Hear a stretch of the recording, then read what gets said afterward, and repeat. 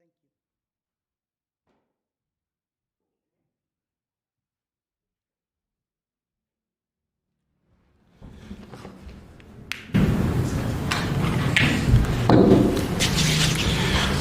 Good afternoon.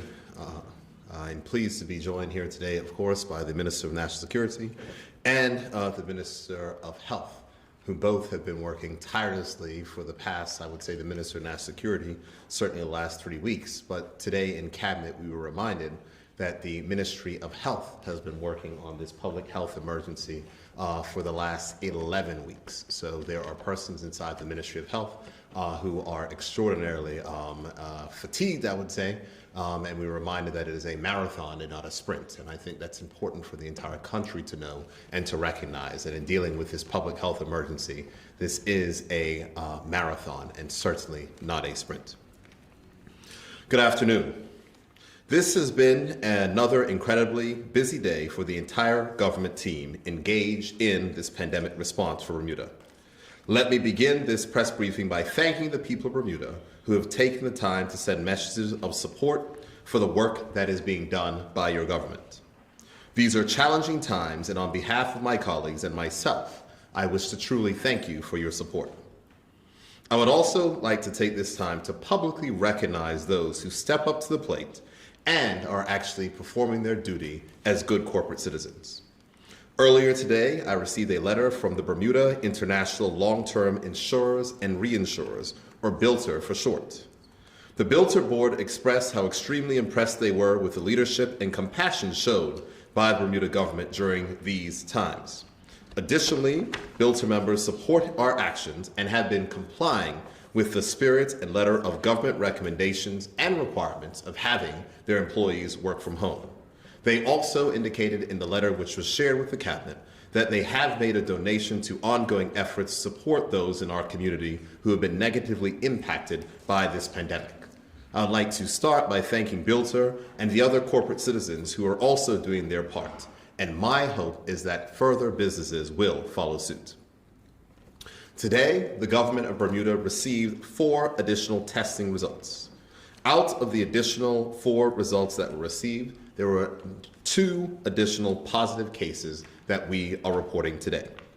The contact tracing on those 2 cases has just commenced, but here is what we know at this time. Case 16 is an imported case.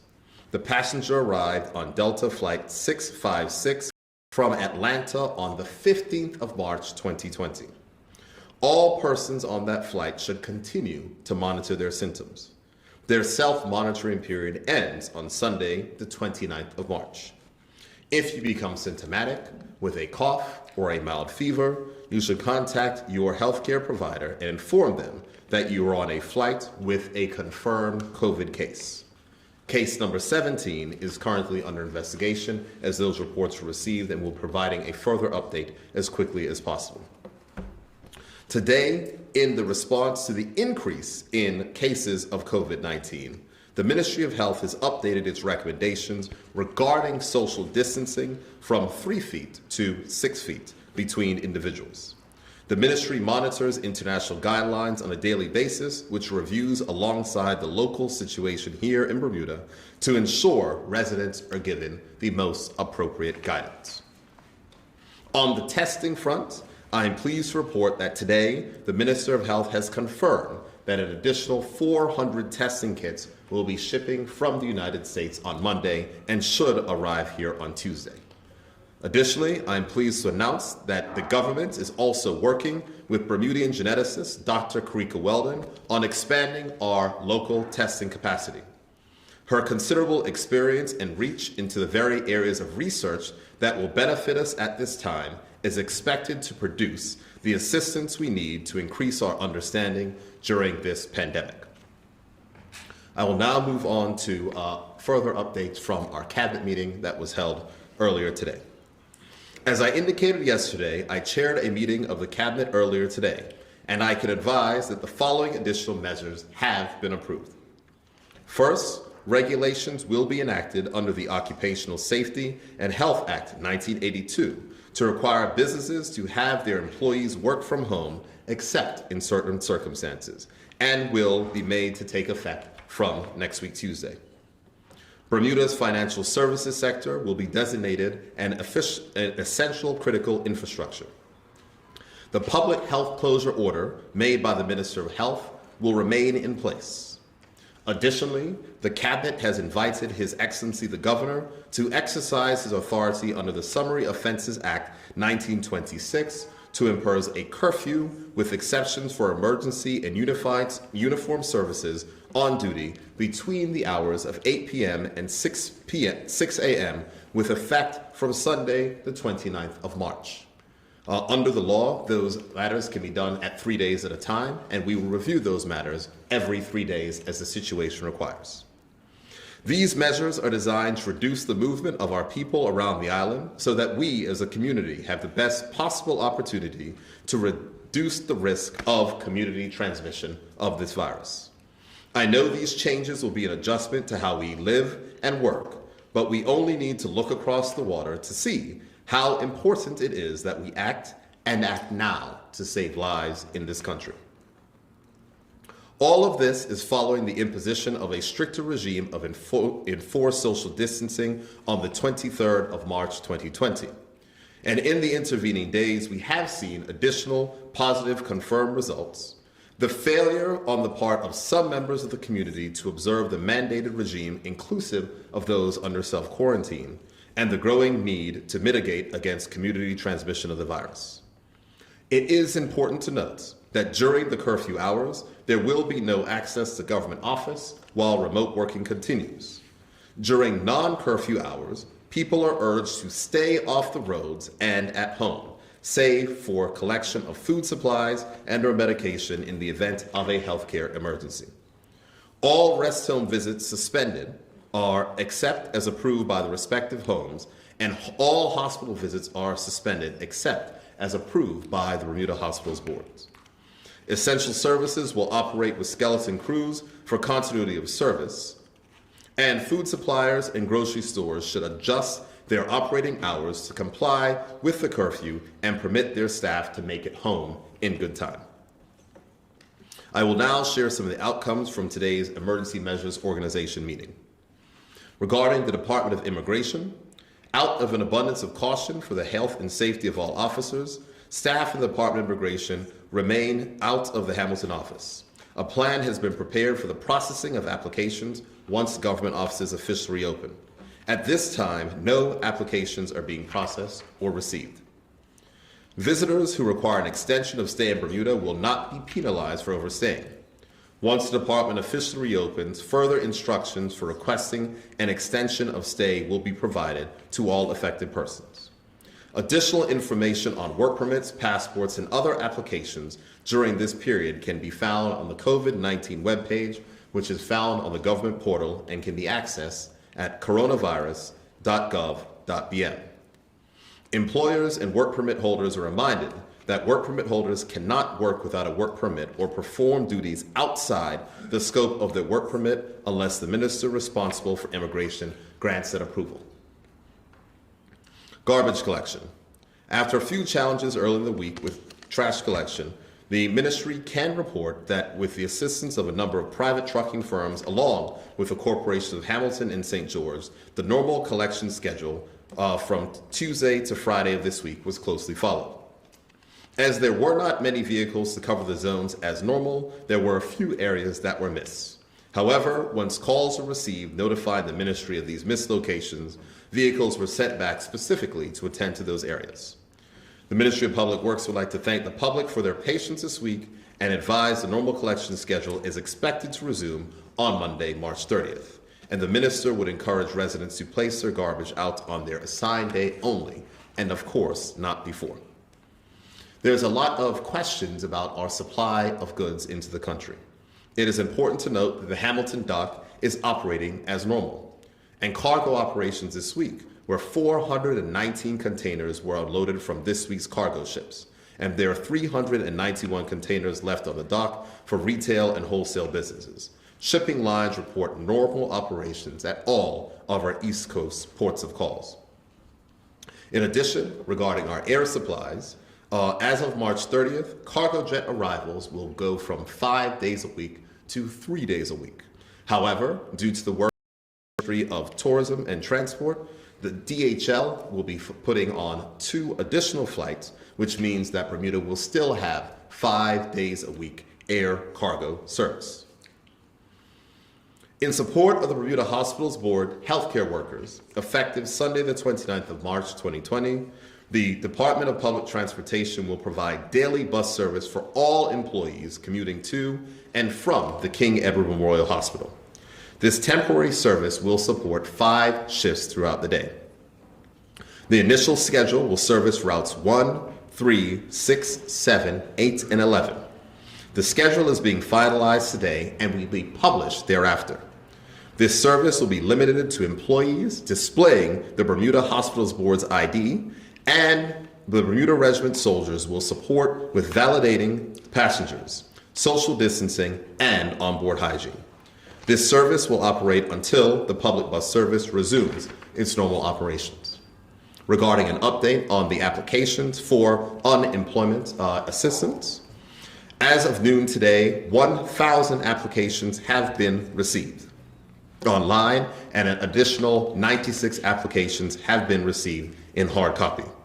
The team of the Department of Workforce Development is reviewing the applications received and will process approved applications for payment next week.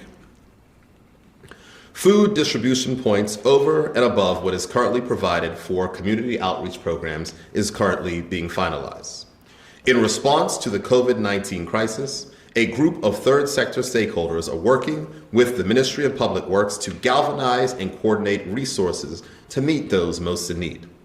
The group have identified critical nonprofits and organizations providing community support with shelter, food, and other essential resources, such as mental health counseling.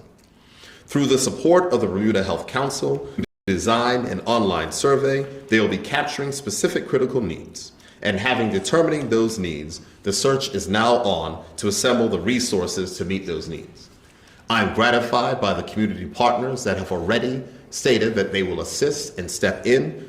And also what I want to remind persons that if you want to volunteer your additional services, you are welcome to call the COVID-19 hotline at 444-2498 every day between 9 a.m. and 9 p.m. Also, if you are in need, if you are finding yourself having challenges coping with this particular situation, you are also welcome to call that particular number.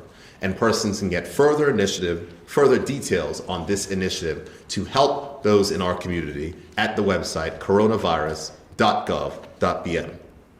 In addition, the Bermuda Community Foundation has set up an emergency fund to assist those persons in need. Monetary donations can be made on the following website, www.bcf.bn.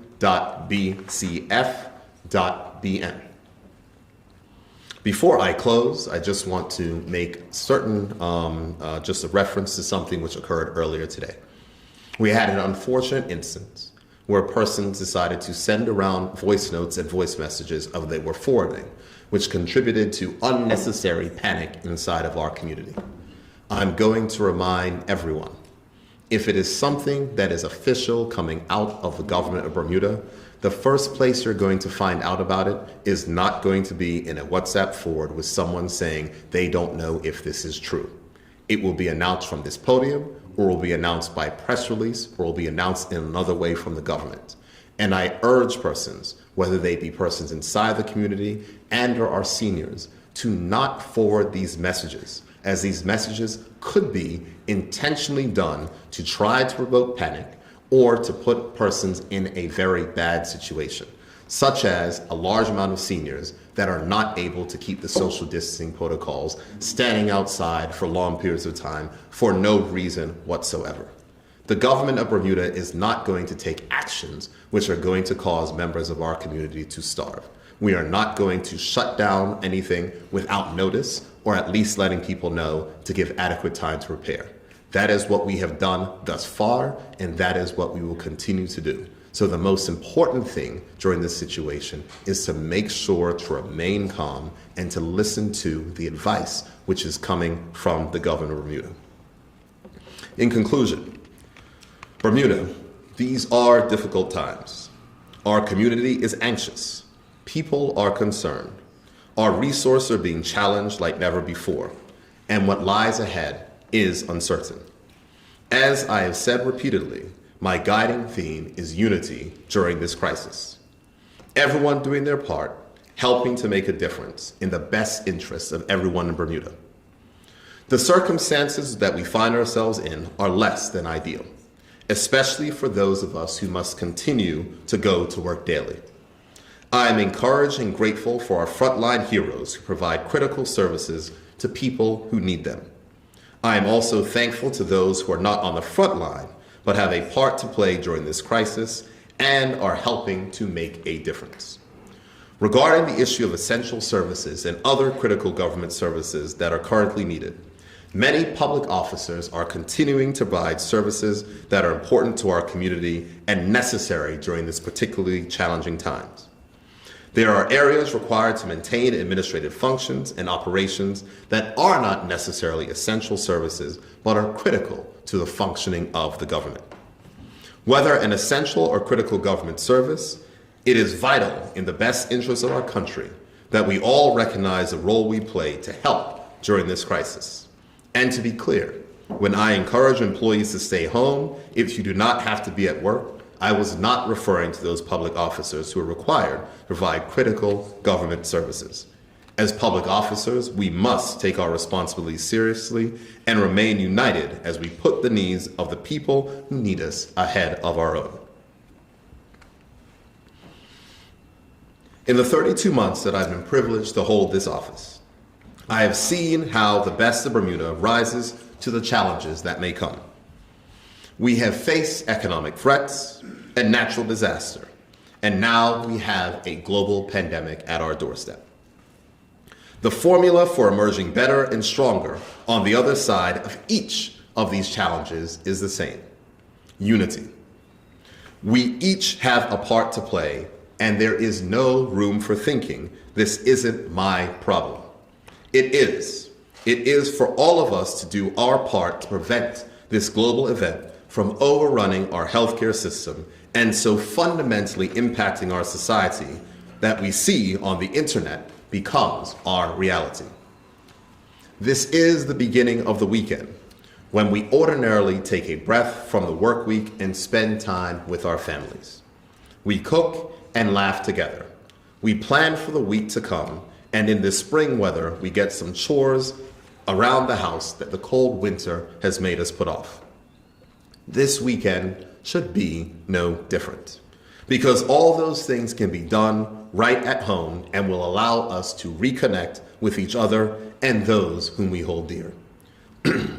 For some people, this is the time for communal worship. Whatever your spiritual beliefs or your method of worship, do this too in your own homes. Pastors across Bermuda have found ways to preserve the spiritual connection with their congregation, and this is to be commended. Give thanks at home, be prayerful at home, and connect to your God from home. As you do so, and even if you don't, spare a thought for the men and women in healthcare and our uniformed services who cannot enjoy the safety at home at this time, but must leave home to serve us and keep us safe. I wish to close by thanking them for all they have done and continue to do in what is doubly trying times for them and their families. Thank you, and I'm happy to take any questions that you may have.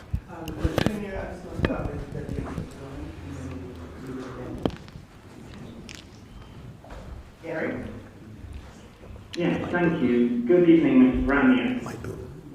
Yesterday, the Chief Medical Officer described limited community spread. Is that still the case?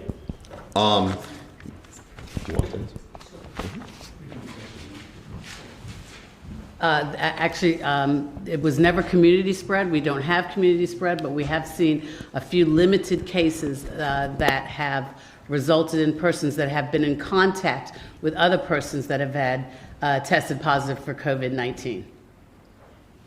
Okay. And how many tests did you manage to complete on Thursday?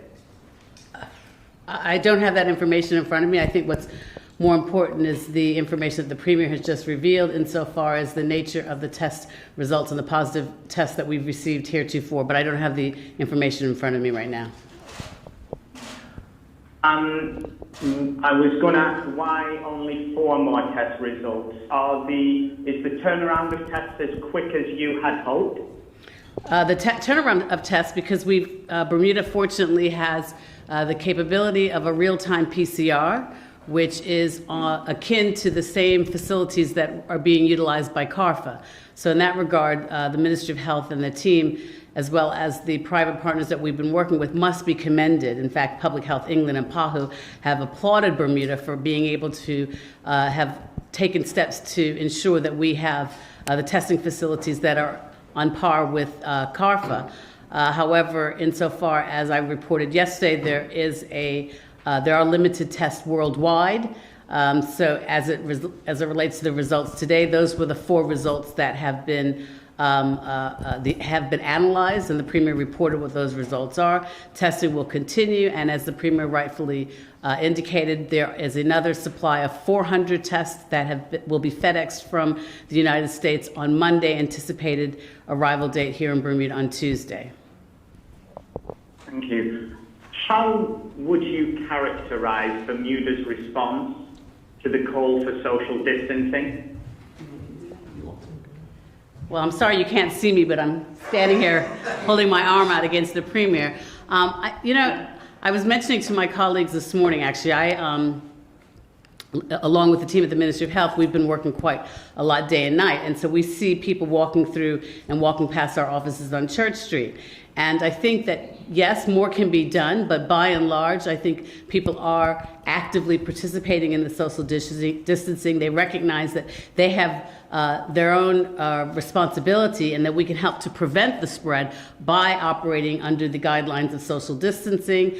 Yes, there have been some challenges with people not necessarily abiding by that, but by and large, I think the community has and they recognize that it's going to be, as the Premier rightly said, a community effort for us to fight this, and we have to fight it together as a community. And one way to do it is to try to prevent the spread of it by continuing to operate under the guidelines that have been issued by the government as it relates to the social distancing. And finally, it might seem trivial, but I think the public would appreciate some guidance. This weekend, is it okay to go to the beaches and parks and railway trails? Well, if you look on the social distancing guidelines are published on the website, and you'll note that it does speak to activities. However, again, it's as it relates to social distancing. The Premier did indicate in his statement a few moments ago that there is now a recommendation that the social distancing be extended from 3 feet to 6 feet.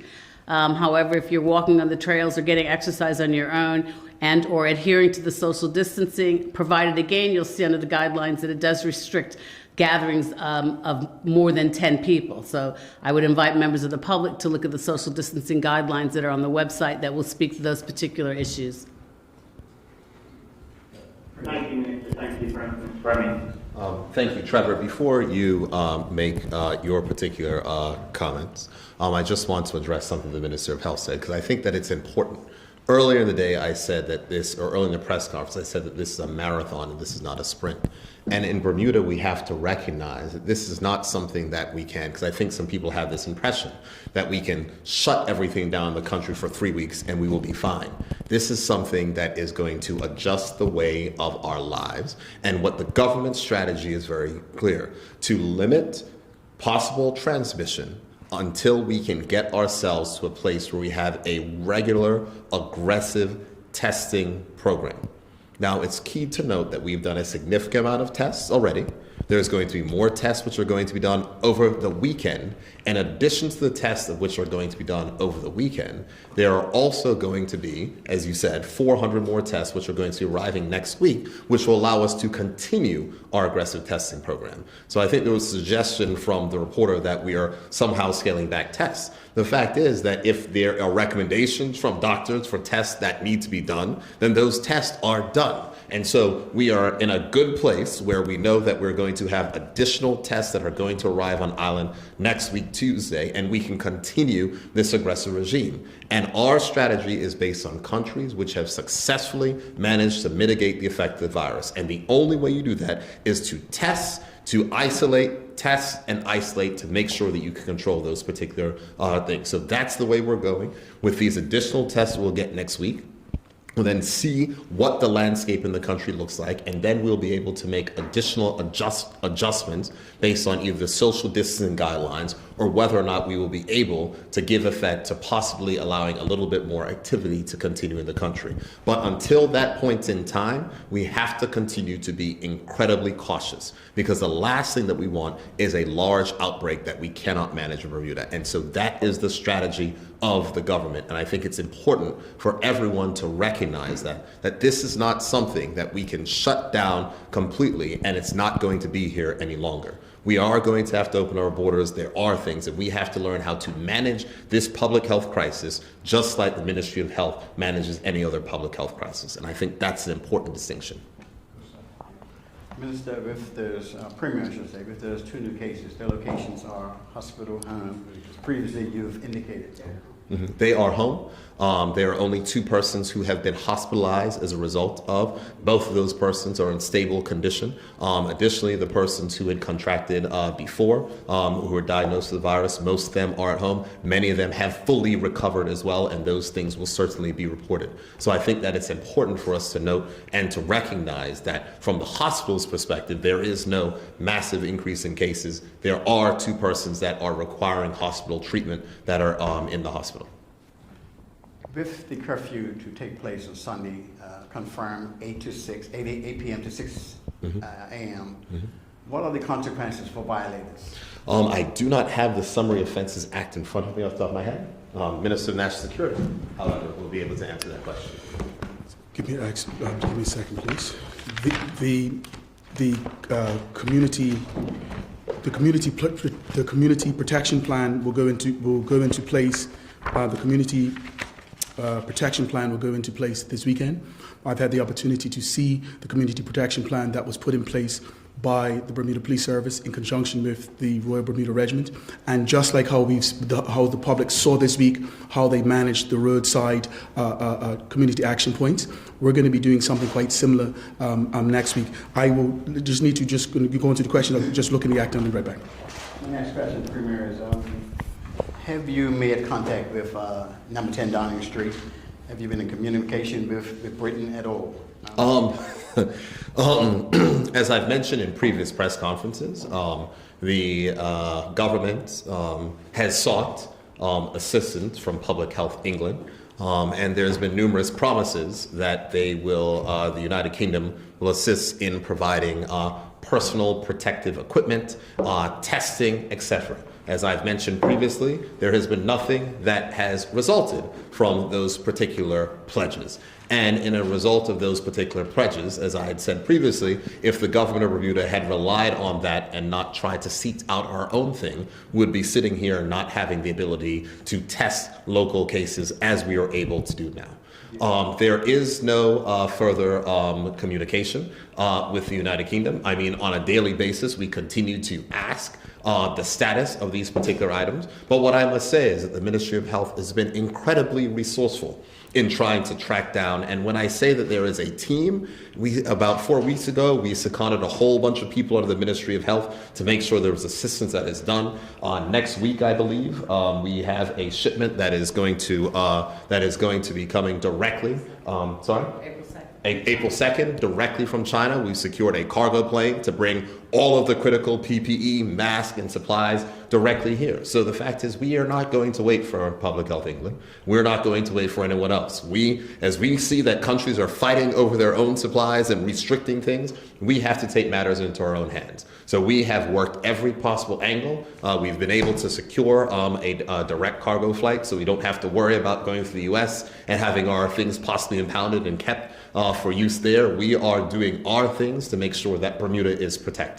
So under that aspect, the quick answer to your question is communications continue with England, and we wait to see what assistance they may render at some point in time. But to date, outside of, I think, public health modeling, I don't think we've received. Yes, I don't think, and assistance in setting up the PCR in regards to equipment and those things that were promised, we have not yet received them. What has the dialogue been with KMH reference to patients that receive dialysis 4 o'clock in the morning when the dialysis center opens? Is that in regards to curfew? Yeah, regarding the curfew. As I said, anyone who's traveling for medical care to and from the hospital, et cetera, they will be fine. I mean, if you're traveling and you're going to the hospital, you have that. And so the hospital was involved in EMO meetings earlier today in running this through. I'm saying that the curfew is a rolling curfew. It can only take place in the Summary Offenses Act for 3 days at a time. We will review. But we could be in a position where at the end of next week, when we have a significant amount of localized testing and we've been able to identify and contain anything, we might be in a position where we could do something different. Again, this is all about testing. So those additional tests that are coming in, you heard my conversations about contacts with Dr. Karika Weldon, looking to get her back on island as well. Additional testing resources that we're looking to bring to bear are what we want to do is to follow the examples of other countries to test to make sure that we understand where our population is so we can open up as quickly as possible. And that is what we're looking to do. To answer your question, the penalties under the Summary Offenses Act, it reads, where a person commits an offense under this act, punishment on summary conviction, imprisonment for 6 months, or a fine of $2,880 or both such imprisonment and a fine. So that, of course, is the maximum offense. It's up to a judge. The social media rumors has been quite bothersome for a lot of people. What's the consequence if one of these people are found out for starting a rumor? Or do we have any legal framework for that? I don't actually believe there's a legal framework. It's something that has actually been looked at and investigating. I'm not going to try to expend too much of the government's time on trying to deal with people who are meddlesome. The best protection against that, messages don't make it around the public if people don't forward them. It's that simple. If that person sent that message to one person and it wasn't forwarded, it wouldn't have made it around the country. And it wouldn't have forced seniors who all of a sudden then got scared to run out of their houses and stand in lines where there is no reason to do so. And this is similar to things which we saw 2 weeks ago when the government was very clear that there is no need for any type of panic buying which was taking place. Where we are right now, our supply lines are secure. We have regular ship service, regular air cargo service. We're able to get medical supplies. We're able to get those type of things on island. And we are able to increase our local testing capacity on island. We will be fine. What we now need to do is to practice patience for the next few weeks to make sure that we have captured any local transmission which may be taking place, isolate that transmission so that we can be a safe country as we move forward. There are numerous examples to follow, but I think it's important to remember that this disease will be with us for a while. There are going to be people that are going to catch it. Our job is to make sure that not too many people catch it at once, so we have a massive outbreak which overwhelms our healthcare system. That's what we've seen in the US, that's what we've seen in Europe, that is what we are going to do our best to avoid here. And I hate to go with props, but we have received our shipment of Government of Bermuda, Ministry of Health, antibacterial hand sanitizer. There is an entire program that is going to be distributed regarding it going to seniors. We're also going to give it to certain community persons so that we can make sure that we are handing this out and keeping the country safe. We have 10,000 bottles, more are coming. So in addition, I thank community partners. Lilly Bermuda actually repurposed their factory here locally to provide hand sanitizer as well. So there was a large bulk hand sanitizer which is provided, and there will be further details on how that is going to be distributed. So as you can see, the country is working together, and we're just going to have to continue on this track. This is not something that is going to be a quick event. This is something that's going to be with us for some time. Yesterday you mentioned the businesses that were still requiring people to come in. Was there any progress on that front today? Well, absolutely. I can see that a few businesses did send notes out to the public that they will not be requiring their employees and they're switching to a completely remote environment.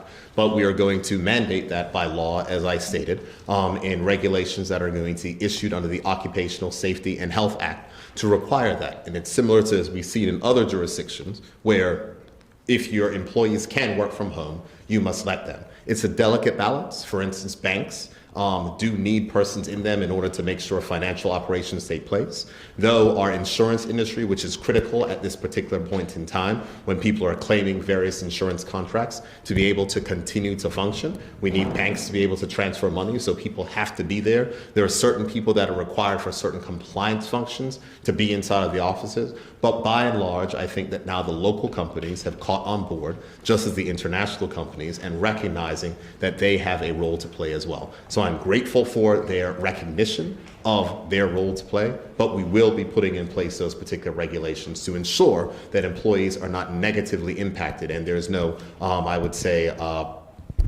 punishment from employees telling persons, if you work from home, we're going to force you to take vacation days. That's not what we need right now. We need to make sure we minimize the chances of community transmission, and I think that we've done a very good job of that thus far.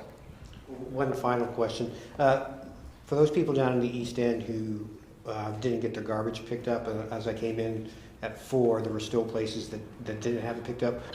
Should they take it upstairs, back where they normally keep it, or should they expect it to be picked up tomorrow? From the remarks which I said if that's called in, they'll expect to pick it up. I know that there's people that are working. So, for instance, a perfect example is the Corporation of Hamilton is working after hours to do these particular aspects. So your point is noted. I'm certain that the Minister of National Security will flag that with the Minister of Public Works, and will look to make sure that that particular issue is addressed.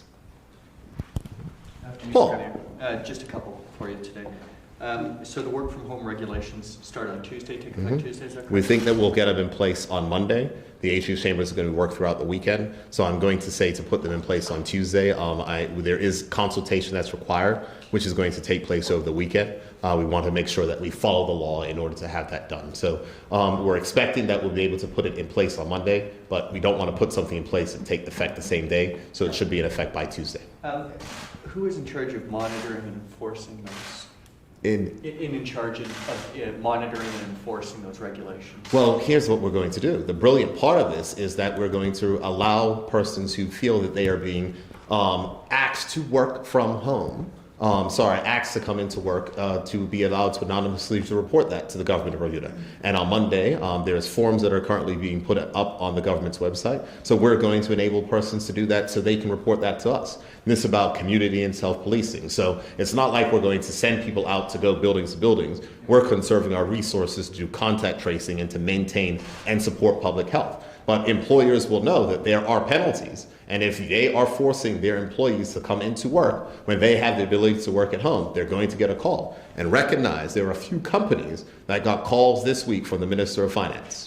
And I think that's why you've seen the public notices that they've decided to change their method of operation. You mentioned those penalties there for violating companies. Can you tell us, these are punitive penalties, companies? I can tell you, Paul, that I do not have the Occupational Health and Safety Act. Do you have that one with you? No, I don't. Okay. We'll go ahead and take a look, but it is under the Occupational Safety and Health Act. You've been...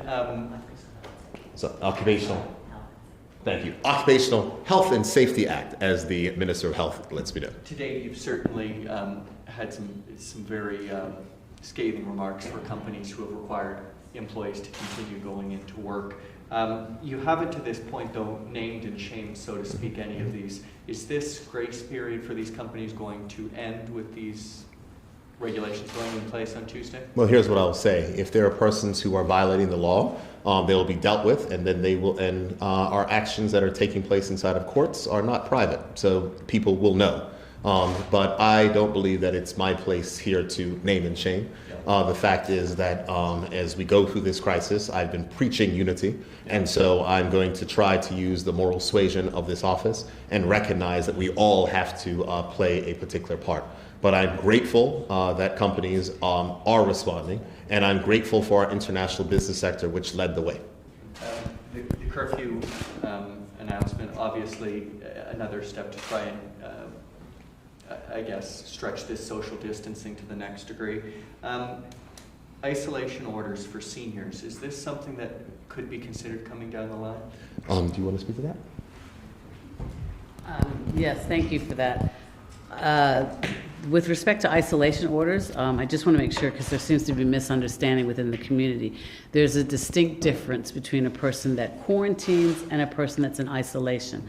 A person that quarantines, as you know, by the COVID-19 regs and the numerous regulations that have been passed in the last, since the 20th of March, speak specifically to persons that are required to quarantine upon arrival into Bermuda.